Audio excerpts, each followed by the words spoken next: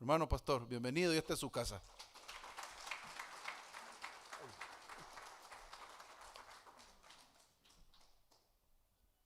Sí, hermano, buenos días. Es un gozo poder estar con ustedes en esta mañana.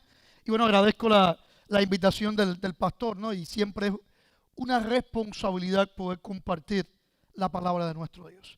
Así que vamos a estar viendo en pantalla algunos bosquejos de las ideas que voy a estar compartiendo con ustedes en esta mañana, bajo el título Una iglesia exitosa. Y quisiera comenzar con una pregunta para ustedes. ¿Cuántos de ustedes anhelan, desean ser parte de una iglesia exitosa? Amén, ¿verdad? Yo creo que ese debe ser el anhelo del pueblo de Dios. El ser parte de una iglesia exitosa.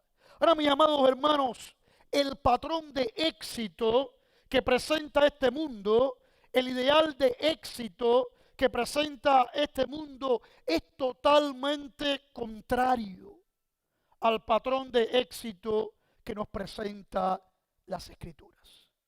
Para este mundo, el éxito tiene que ver con el cumplimiento de metas institucionales. El éxito tiene que ver con poder, con recursos materiales. El éxito tiene que ver con fama, con popularidad, con ser relevante desde el punto de vista de la fama, del conocimiento público. Para Dios, el concepto bíblico de éxito, para Dios, es totalmente diferente. El concepto de éxito del creyente para con Dios tiene que ver con fidelidad, tiene que ver con compromiso, tiene que ver con entrega y sobre todas las cosas tiene que ver con la llenura y la presencia de Dios en nuestra vida particular y en la vida de la iglesia. Por lo tanto, mis amados hermanos, una iglesia exitosa para con Dios no es una iglesia tal vez con muchos recursos materiales, no es una iglesia tal vez con mucha tecnología, no es sinónimo de una iglesia llena, abarrotada de gente. Aunque no quiero decir con esto que una iglesia que tenga todo eso no sea una iglesia exitosa. Pero la clave del éxito no radica en estas cuestiones. La clave del éxito para el creyente y para la iglesia en el sentido corporativo tiene que ver, mis amados hermanos, con la plenitud y la llenura del Espíritu Santo en nuestra vida. En la medida que tú y yo como creyentes estemos más llenos del Espíritu Santo, en la medida que tú y yo como iglesia del Señor estemos llenos de ese poder en nuestra vida y en la vida de la iglesia, es que realmente vamos a poder ser una iglesia exitosa. Así me pueden pasar la siguiente. Yo le voy a hacer una ceñita de por aquí, ¿ok? La siguiente diapositiva. El éxito para con Dios tiene que ver con el crecimiento y desarrollo integral de las personas. Tiene que ver, mis amados hermanos, con ese poder, con esa llenura del Señor a nuestras vidas. Así pásame la siguiente. Por lo tanto, la verdad, el verdadero éxito en la vida del creyente, en la vida de la iglesia, está indisolublemente ligado a que podamos cumplir los propósitos y planes de Dios para nuestra vida. Pero esos propósitos, mis amados hermanos, y esos planes de Dios están conectados con el mover del Espíritu, con el genuino mover del Espíritu Santo en la vida del creyente. Si pásame la siguiente. Así que la verdad principal que quiero compartir con ustedes en esta mañana es que vivir bajo el poder del Espíritu Santo es el patrón divino para una iglesia exitosa. El vivir bajo el poder del Espíritu Santo es el patrón, es el ideal divino, es el deseo de Dios para el creyente y para su iglesia. Y les invito, mis amados hermanos, a ir al libro de los Hechos. Ahí en el capítulo 2, a partir del verso 41, nos vamos a encontrar con una narrativa que muestra, que revela a una iglesia llena del Espíritu Santo, a una iglesia llena del poder de Dios y por lo tanto una iglesia exitosa. Esta narrativa, acá Lucas en esta narrativa, que es el autor de este libro, nos va a estar mostrando 5 cualidades, 5 características que acompañan a una iglesia llena del poder del Espíritu Santo. Así que mis amados hermanos, si nosotros anhelamos esa llenura, si la deseamos para nosotros, si la deseamos para nuestras iglesias, tenemos que regresar aquí. Ha llovido mucho, desde esta narrativa hasta nuestros días. Y se han introducido en la iglesia muchos patrones, muchas ideas que no tienen nada que ver con el modelo bíblico. Por lo tanto, es menester de nosotros, de la iglesia del Señor, regresar, volver a la fuente, volver a los comienzos, porque ahí, mis amados hermanos, nos vamos a encontrar con las cualidades, con las características del éxito. Porque puede ser que nuestro afán contemporáneo de ser exitoso, de encajar con la cultura, podamos estar sacrificando estas cualidades, que son las que garantizan el mover del Espíritu Santo en medio de nuestra vida, en sentido particular, y en medio de la vida de la iglesia. Vamos a leer la escritura ahí en el libro de los Hechos, en el capítulo 2, a partir del verso 41. Y dice la palabra del Señor: así que los que recibieron su palabra fueron bautizados, y se añadieron aquel día a la iglesia como 3,000 personas, y perseveraban en la doctrina de los apóstoles, en la comunión unos con otros, en el partimiento del pan y en las oraciones. Y sobrevino temor a toda persona, y muchas maravillas y señales eran hechas por los apóstoles. Y todos los que habían creído estaban juntos y tenían en común todas las cosas. Dice acá el texto bíblico: y vendían sus propiedades y sus bienes, y los repartían a todos según la necesidad de cada uno, y perseveraban unánimes cada día en el templo, y partiendo el pan en las casas, comían juntos con alegría y sencillez de corazón, alabando a Dios y teniendo favor con todo el pueblo. Y el Señor añadía a la iglesia los que habían de ser salvos. Vamos a orar. Señor, gracias por tu palabra. Ayúdanos a poder exponerla en esta mañana con tu bendición, con tu poder. Permite, Señor, que tú nos puedas hablar. Tú conoces nuestros corazones y conoces nuestras necesidades. Habla también a esta iglesia, Señor. En Jesucristo, amén. Así que, como les decía, mis amados hermanos, este capítulo en particular nos habla del nacimiento de la iglesia cristiana. Hoy en día, que está mucho esto de moda del Papa y de todo esto, tenemos que reconocer que la iglesia cristiana no nació en Roma, sino nació en Jerusalén. Y después dice acá el texto bíblico, los versículos anteriores al verso 41, van a estar hablando de ese poderoso discurso, esa poderosa predicación del apóstol Pedro, que trajo consigo el derramamiento del Espíritu Santo, la celebración de Pentecostés. Las personas creyeron, y dice acá el texto bíblico, verso 41, dice acá el texto: así que los que recibieron su palabra fueron bautizados y se añadieron aquel día a la iglesia. ¿Cuántas? Como 3,000. Es interesante que dice la expresión como 3,000. Hermanos, nosotros podemos asegurar hoy que eran más de 4,000 o 5,000 personas, pues las mujeres estaban contadas ahí. ¿Cómo? Da la idea que no es un número exacto. La cosa es que se añadieron muchísimas personas a la iglesia. Y después continúa el relato diciendo cómo es que vivían esta gente, cómo es que actuaban, cómo es que se comportaban como iglesia. Y hay 5 cualidades de lo que es una iglesia llena del poder de Dios. Y por lo tanto, una iglesia exitosa. La primera de estas cualidades la podemos ver desde el propio versículo 41. Dice que todos los que ¿qué? Los que recibieron su ¿qué? Su palabra. Y miren lo que dice el verso 42. Y perseveraban en la doctrina de los apóstoles. Y perseveraban en la doctrina de los apóstoles, si me puedes pasar. Así que el primer rasgo o la primera cualidad que podemos encontrar de una iglesia llena del poder de Dios es que en primer lugar, ¿qué es lo que hace? Persevera en la doctrina de los apóstoles. Persevera en las enseñanzas apostólicas, en las enseñanzas bíblicas.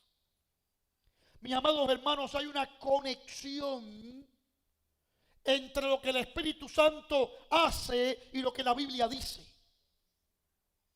El Espíritu Santo nunca va a obrar de una forma contradictoria con la palabra de Dios.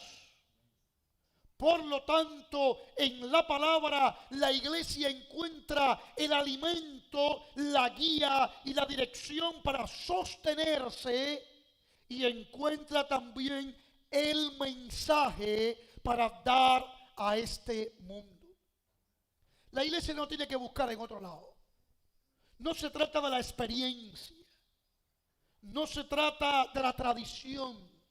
Se trata, mis amados hermanos, de perseverar en la doctrina de los apóstoles.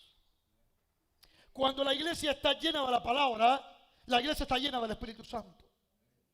Cuando la iglesia carece de la palabra de Dios, puede estar llena de muchos otros espíritus, puede estar llena de muchas otras emociones, pero no, y puede haber muchos moveres ahí. Pero le podemos asegurar que no es el genuino mover del Espíritu Santo. Porque ese mover viene conectado con la palabra de Dios. Y se perseveraban. El término perseverar quiere decir mantenerse continuamente. Tiene que ver con estar anclado en la palabra de Dios. Mis amados hermanos, los tiempos cambian. Las filosofías humanas cambian. Las ideas de los hombres cambian. Pero la palabra de Dios permanece inmutable para siempre. Dice el profeta Isaías: séquese la hierba, marchítese la flor, mas la palabra del Dios nuestro ¿qué? Permanece para siempre. Y me encanta muchísimo el apóstol Pablo diciéndole a su joven discípulo Timoteo, hablándole que toda la escritura, toda, de tapa a tapa, toda la escritura es inspirada por Dios. Sí, toda la Biblia es inspirada, es dada por Dios, es palabra del Señor. Y sigue diciendo el texto: ¿y útil para qué?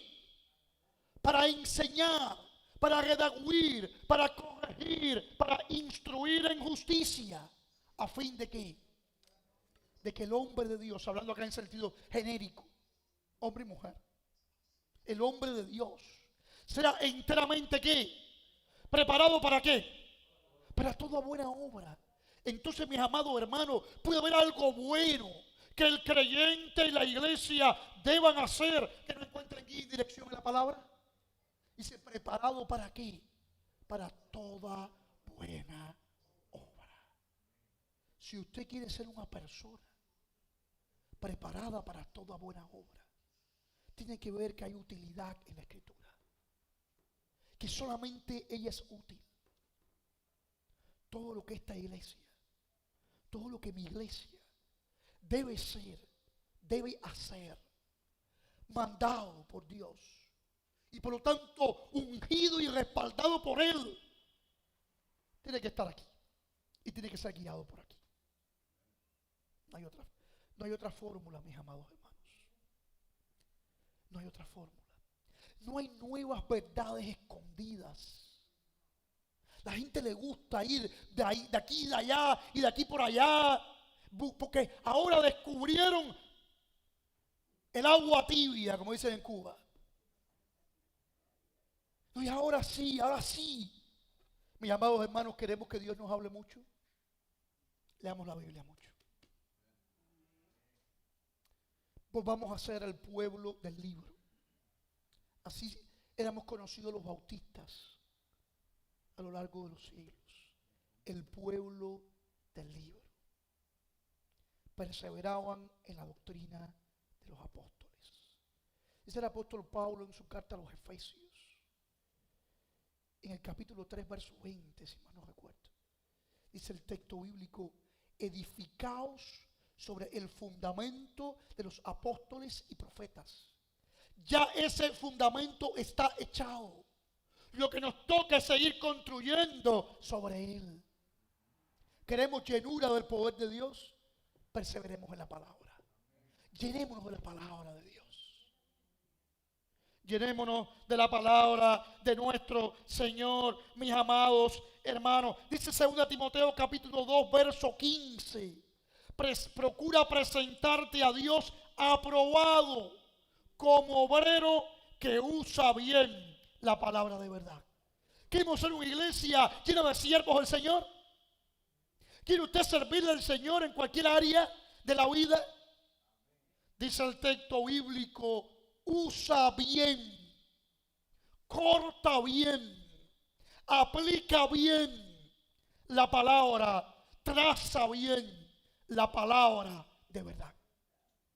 Es lo que dice acá el texto bíblico. Y bueno, 2 Timoteo 3, 16 y 17 ya lo vimos. Así que, mis amados hermanos, el texto de Efesios es el 2:20, no el 3:20. Efesios 2:20. Edificados sobre el fundamento de los apóstoles y profetas. Regresemos ahí. Bebamos de la palabra de Dios. Llenémonos de ella. Porque de esa manera vamos a estar llenos de su poder para vivir la vida cristiana. ¿Cómo respondió Jesús ante la tentación? Hay una expresión que se repite una y otra vez ante la tentación del diablo en el desierto a Jesús. Escrito está. Escrito está. Escrito está. ¿Cómo vamos a poder responder como creyente, como iglesia, a las tentaciones de nuestro tiempo? No hay otra fórmula. Escrito está. Así que, mis amados hermanos, la primera cualidad de una iglesia exitosa es una iglesia que persevera en la doctrina de los apóstoles. En segundo lugar, sigue diciendo el versículo 42, la segunda parte. Dice acá: perseveraban en la doctrina de los apóstoles, en la comunión unos con otros, en el partimiento del pan y en las oraciones.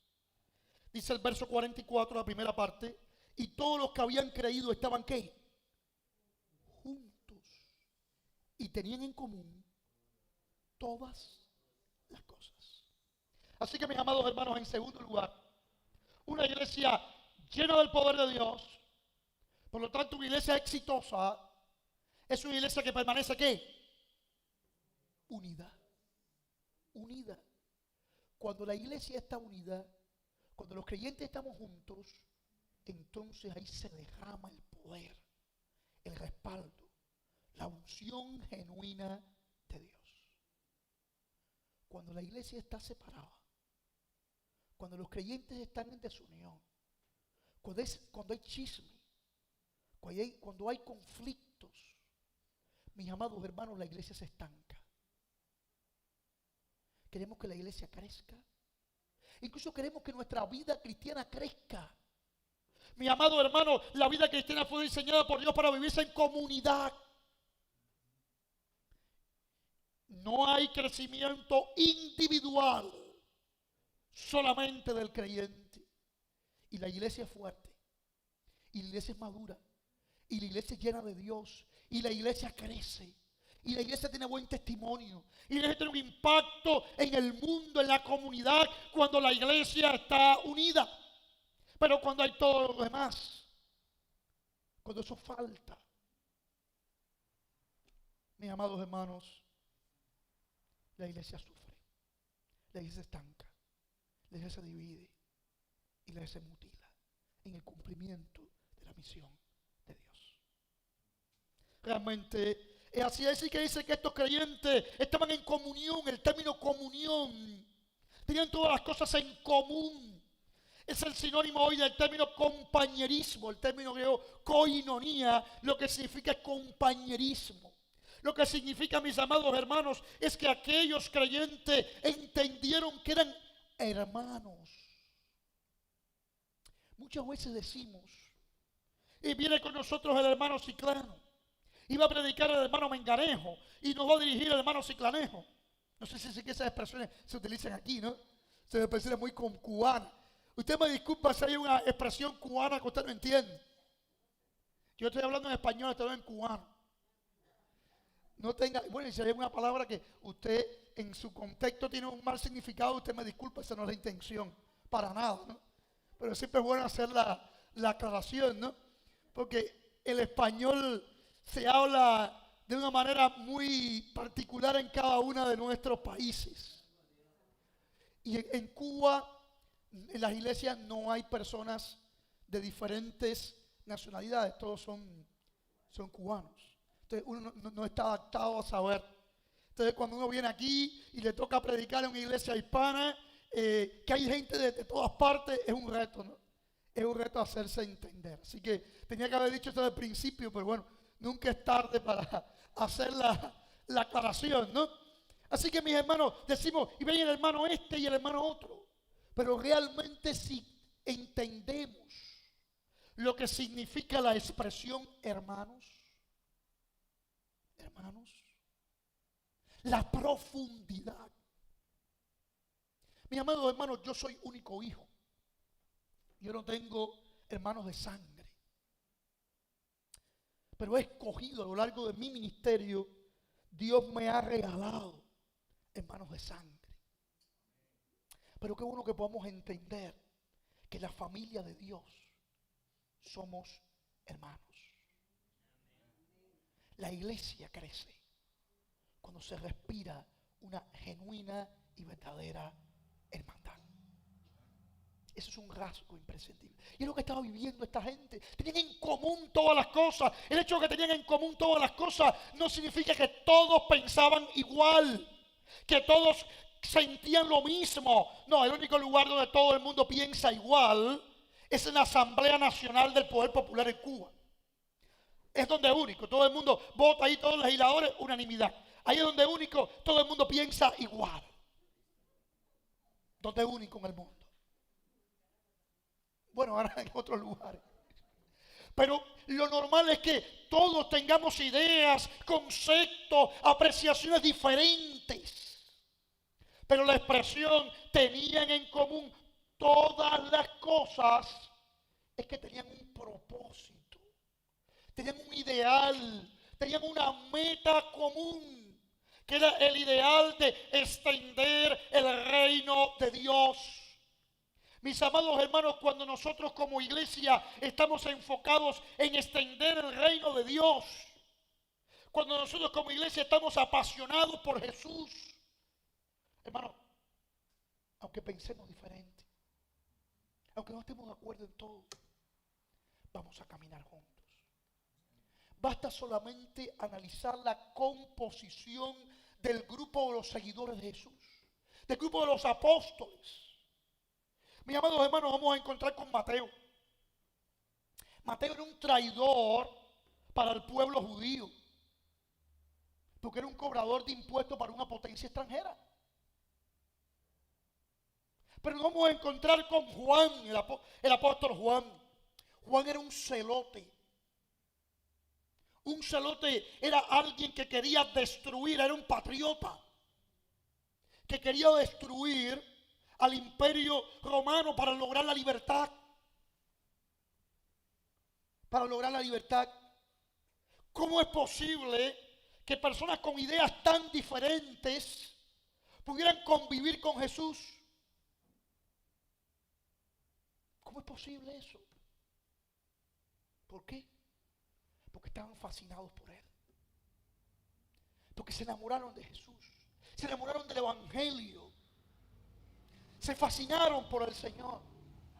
cuando nosotros estamos concentrados en Jesús, cuando nosotros estamos enamorados de Él, cuando nosotros lo que nos importa es su grandeza, la grandeza del reino, y no me importa mi propia grandeza personal, mi propia idea personal. Lo que a mí me interesa es hacer el nombre de Jesús famoso y no el nombre mío en particular. Cuando nosotros estamos enfocados en eso, vamos a tener en común todas las cosas, aunque seamos diferentes y aunque pensemos distinto. Aunque seamos diferentes y aunque pensemos distinto. El doctor William Barclay, uno de los comentaristas más importantes del Nuevo Testamento, por lo menos uno de los que más me gusta a mí, dijo: la iglesia es solo lo que debe ser cuando es una compañía de hermanos unidos en el amor a nuestro Padre Dios. La iglesia es solo lo que debe ser cuando es una compañía de hermanos unidos en el amor a nuestro Padre Dios. Mis amados hermanos, nosotros no tenemos que crear unidad en la iglesia. Ya la unidad de la iglesia nos viene dada cuando creemos en Cristo. Ya estamos conectados por la sangre del Señor. Si no tenemos que crear la unidad, pero sí tenemos que velar, tenemos que guardar la unidad que Dios nos ha dado en Él. Es interesante en las cartas del apóstol Pablo cómo exhorta una y otra vez a que nos soportemos unos a los otros, a que oremos unos por los otros, a que nos animemos unos por los otros. Mis amados hermanos, la iglesia necesita, y el mundo necesita ver una iglesia unida. La unidad de la iglesia tiene un propósito misionero, un propósito evangelizador. Basta solamente con ir a Juan capítulo 17, los versos del 22 al 23. Y nos vamos a encontrar con esa oración de Jesús antes de partir, antes de dejar su ministerio público en este mundo. Jesús oró, Jesús se intercedió por sus discípulos. No solamente por los discípulos de aquella época, sino también por nosotros hoy en día también. Esta oración de Jesús nos incluía a ti y a mí. Juan 17, los versos 22 y 23. Y dice la palabra del Señor: yo en ellos y tú en mí, para que sean perfectos en unidad, para que el mundo conozca que tú me enviaste, para que el mundo sepa que tú me enviaste. Oro para que ellos estén unidos. Mira qué unidad tan perfecta. La misma unidad que había entre Dios el Padre y Dios el Hijo. Quería entonces el Señor que hubiese en nosotros, para que el mundo sepa que Dios nos ama, para que el mundo sepa del Evangelio, para que el mundo conozca que Cristo vino y que regresa nuevamente. Para eso es importante la unidad de la iglesia. Así que, mis amados hermanos, estamos llamados a concentrarnos en Jesús, a procurar su gloria, su avance. Y cuando cada uno de nosotros estamos enfocados en eso, vamos a tener en común todas las cosas con los demás. Y vamos a practicar entonces el concepto de hermanos. Estamos llamados a practicar ese concepto. En un mundo de individualismo, en un mundo de divisiones, la iglesia unida es un rasgo del mover de Dios en medio de ella. En tercer lugar, mis amados hermanos, dice el verso 45, voy un poquito más rápido en aras del tiempo. Y vendían sus propiedades y sus bienes y los repartían a todos según la necesidad de cada uno. Y saca el texto bíblico que empezaron a vender sus propiedades y a llevarlas a los pies de los apóstoles. de tal manera que nadie tuviese necesidad. Y aquí encontramos un tercer principio de una iglesia llena del poder de Dios y por lo tanto una iglesia exitosa. La iglesia llena del poder de Dios es la iglesia que ejerce coherentemente la mayordomía. Mi amado hermano, no somos dueños de nada de lo que tenemos. Todo lo que tú y yo tenemos, lo mucho o lo poco, lo hemos recibido por la gracia de Dios. Y dice el Señor, si de gracia recibiste, de gracia da. Mis amados hermanos, dice que aquellos creyentes primitivos empezaron a vender sus propiedades y a traer sus bienes a los pies de los apóstoles para compartirlos y que nadie tuviese necesidad. Pero usted me puede decir, pastor, pero ¿cómo yo puedo vender mi carro? ¿O cómo yo puedo vender mi casa y traerlo para acá? Después en qué ando, en qué vivo. Bueno, tal vez usted no pueda vender su carro. Tal vez usted no pueda vender su casa. Tal vez usted no pueda vender sus bienes. Pero usted y yo sí podemos usar todo lo que tenemos para bendecir a Dios y a su pueblo.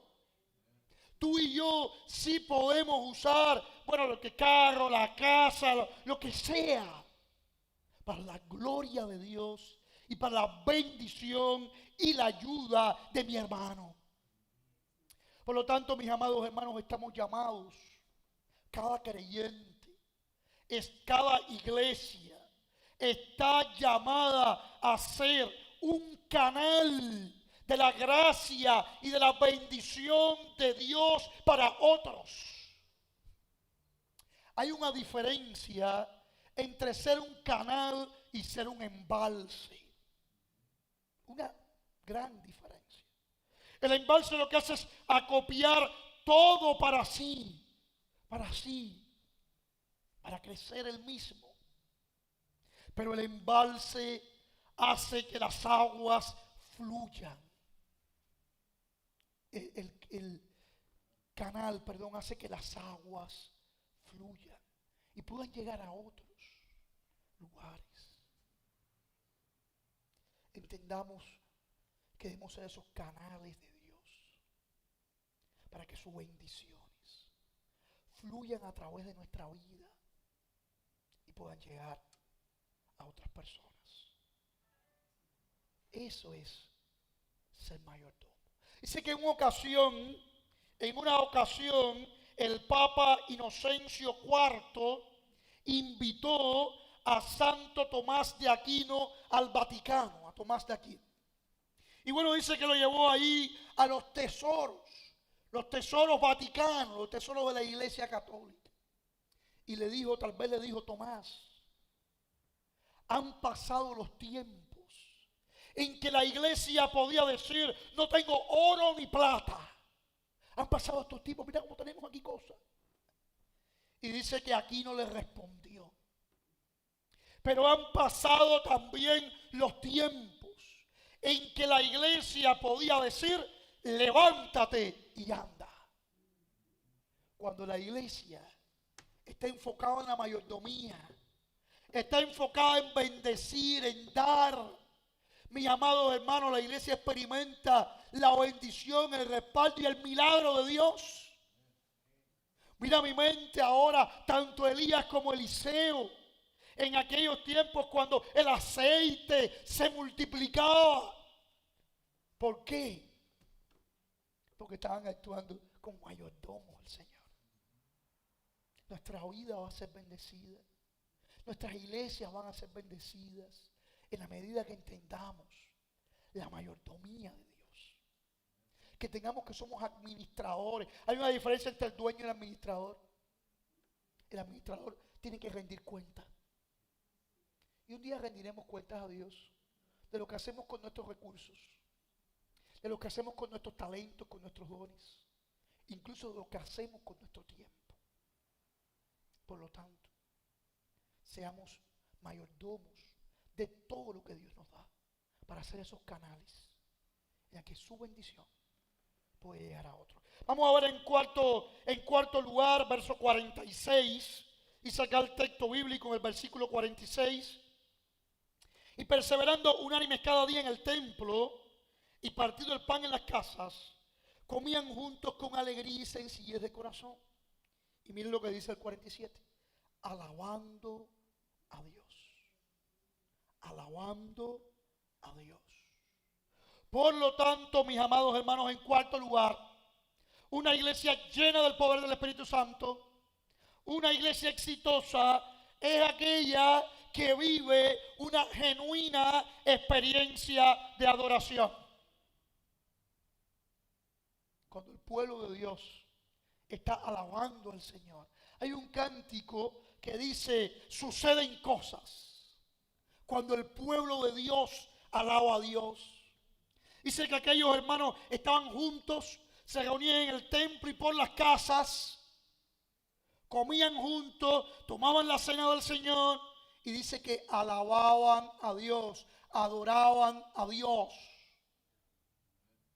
Ahora, mis amados hermanos, si realmente queremos ser una iglesia que adore a Dios, tenemos que entender que la adoración es más que música, que la adoración es más que venir un día a la semana, que eso es importantísimo, es necesario para la vida cristiana. Para adorar a Dios es más que venir un domingo acá al templo o a este lugar para cantar y celebrar.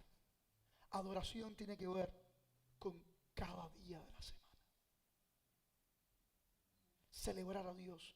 Recuerdo una ocasión en Cuba estaba dando una conferencia sobre adoración y estaba algo, era teología de la adoración, una cosa de esa. Y entonces le pregunté al auditorio, ¿qué concepto tienen de adoración? Ayúdenme a definir adoración. Y algunos hermanos por ahí empezaron con algunas definiciones muy teológicas de lo que era adoración, y el griego, y no sé qué, y el hebreo. Pero había una hermana muy sencilla que dijo algo ahí que a mí nunca se me ha olvidado. Adorar es vivir para Dios. Adorar es vivir para Dios. ¿Queremos ser adoradores? Desde que nos levantemos hasta que nos acostemos, todo lo que hagamos, mis amados hermanos, vamos a hacerlo para Él, para celebrar su nombre, para celebrar su santo nombre. Hay un texto que a mí me gusta mucho en el libro del profeta Sofonías, en el capítulo 3, verso 17. Y dice el texto, y el Señor se regocija en mí. Mis amados hermanos, Dios se regocija en nosotros. Yo no sé cuántos de ustedes acá tienen niños pequeños, un nietecito, un sobrino. Pues levanta su mano. Nosotros tenemos 2 niños pequeños. Ahorita voy a enseñar una foto de ellos. Y como padre, uno está pendiente, y los abuelos más, a todo lo que hizo el niño. Y a todas las gracias, a las monerías, no sé si le dicen igual, del niño, ¿no? Y uno se ríe, y uno se deleita. Mis amados hermanos, Dios es nuestro Padre. Y Él mismo se deleita. Así como nosotros como padres humanos nos deleitamos con lo que hacen nuestros hijos, Dios se deleita con nosotros cuando vivimos para Él. Seamos una iglesia, seamos creyentes que producen una sonrisa en el rostro de Dios. Hablando metafóricamente. Así que mis amados hermanos, seamos esa iglesia que adora, que alaba. Y en quinto y último lugar, dice la última parte del versículo, y teniendo favor con todo el pueblo. Y el Señor añadía a la iglesia. Y la traducción de la Reina Valera dice los que habían de ser salvos. Pero la traducción exacta ahí sería el Señor añadía los que iban siendo salvos. ¿Por medio de la qué? De la predicación y por medio de ese favor que tenía la iglesia con la comunidad, entonces el Señor añadía a la iglesia los que iban creyendo, los que iban respondiendo al mensaje. Por lo tanto, la quinta y última característica o cualidad de una iglesia exitosa es aquella que comparte la misión de Dios. Somos iglesia llena del poder de Dios cuando entendemos que tenemos una misión en este mundo. La misión de ser voceros del Señor. La misión de compartir el mensaje más importante, más trascendente, más necesario y pertinente para nuestro mundo, que es el mensaje del Evangelio de Jesucristo. Este mundo no necesita nada mejor que el Evangelio. No hay una cura mejor, no hay una medicina mejor para la enfermedad de este mundo, para el pecado de este mundo, para la perdición de este mundo, que no sea el Evangelio de Jesucristo. Y nosotros tenemos esa noticia, y nosotros tenemos ese mensaje, y estamos llamados, y estamos comisionados por Dios para llevar ese mensaje a nuestro mundo. Cuando digo a nuestro mundo, cada uno de nosotros tenemos un mundo en el cual nos movemos, en el cual interactuamos, y donde único nosotros, cada uno de nosotros, podemos predicarle. A su mundo tal vez no le pueda llegar el pastor. El pastor tiene su mundo. Tal vez usted es ama de casa, está en la casa, tiene la vecina de al lado. ¿Quién mejor para hablarle? A lo mejor usted está en un centro de estudio y tiene sus compañeros que tal vez pasan muchísimas horas al lado de usted. ¿Quién mejor para hablarle? Todos estamos llamados a predicar el Evangelio. Dice el libro de los Hechos también, más adelante, dice, y recibiréis poder y me seréis testigos. Somos los verdaderos testigos de Dios. En Cuba hay un grupo, pienso que aquí también lo haya, que se hacen llamar los testigos de Jehová. Pero nosotros somos los verdaderos testigos del Señor. Y estamos llamados a dar ese testimonio, a ser continuadores de la misión de Jesús. Pero este no es un llamado solamente para los pastores, no es un llamado para los misioneros, es un llamado para la iglesia en sentido general, a enseñar, a proclamar lo que Jesús hizo en nuestra vida. Si usted está en Cristo, usted tiene un testimonio de lo que Dios hizo en usted. Eso nadie se lo puede quitar. Ese testimonio necesita ser compartido. A lo mejor no es tan relevante, porque a veces pensamos, no, si yo no maté a nadie, yo no era drogadicto, yo no esto, bueno, yo tampoco. Yo vine a Cristo con 15 años, nunca había tomado, nunca había hecho esto, aquello, lo otro, era un adolescente. Pero con 15 años puedo reconocer que mi vida estaba perdida y que Cristo le dio sentido y esperanza. Y ese mensaje de que Cristo me dio sentido y esperanza a mí, yo quiero compartirlo con otros. Y a todos los que tengo oportunidad, le digo, Cristo me dio sentido y esperanza. Hermano, que fuera de nuestra vida hoy, si Cristo no hubiese llegado, ¿dónde estaríamos ahora mismo? Y eso es lo que está pasando con los que no tienen a Cristo.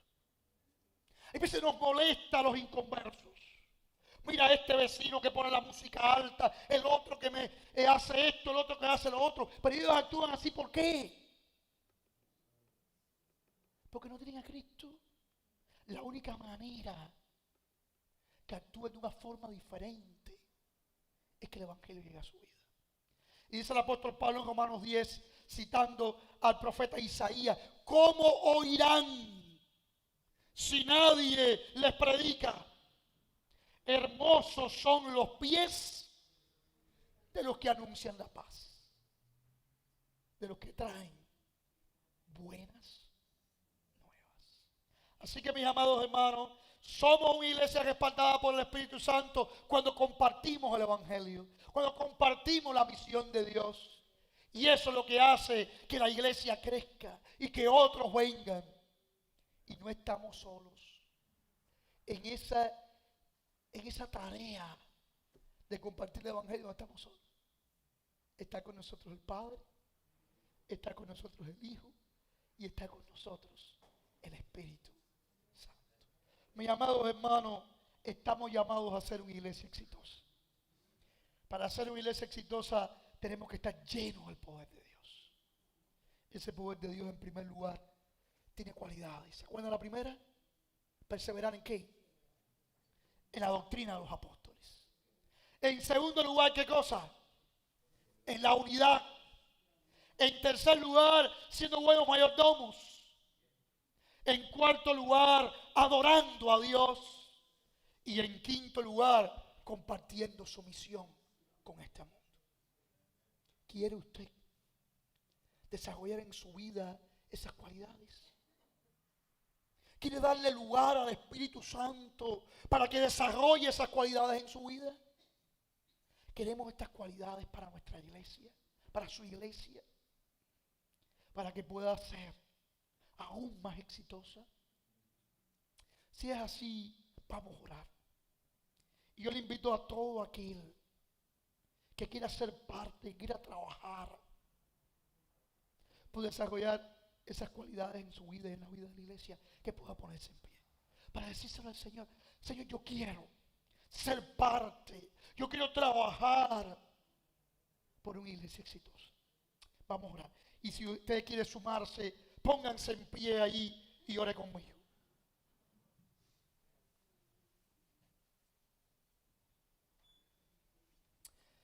Señor, gracias por tu palabra. Gracias por la oportunidad de compartirla en esta iglesia. Ayúdanos, oh Dios. Permite que la llenura de tu Espíritu pueda manifestarse en cada uno de nosotros. Ayúdanos a perseverar en tu palabra, Señor. A llenarnos de ella. Padre, te ruego también, Señor, que tú nos ayudes a ser buenos administradores de nuestro tiempo, de nuestros recursos materiales y de nuestros talentos y dones, para consagrarlos a ti, Señor, y para poder ser de bendición a otros. Ayúdanos a estar unidos, a poder ser hermanos unos con los otros. Permítenos, Señor, también adorarte, vivir para ti, Señor. Limpia todo aquello de nuestra vida que nos está impidiendo vivir para ti. Señor, ayúdanos a creer que el Evangelio es lo más grande que nos ha ocurrido. Y si hay alguien en esta mañana que aún no ha conocido el Evangelio, que tu Santo Espíritu lo lleve a entregarse a ti.